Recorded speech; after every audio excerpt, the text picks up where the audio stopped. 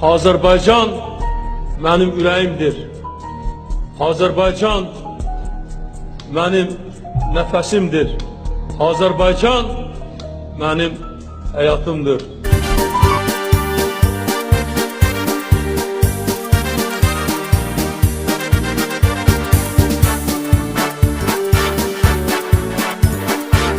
Her zaman her yerde adın yaşayır, her kentte şehirde izin yaşayır.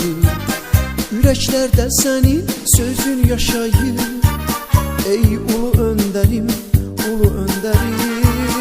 Yüreklerde senin sözün yaşayır. Ey ulu önderim, ulu önderim.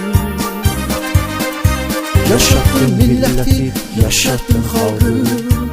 Ey ulu önderim, ulu önderim.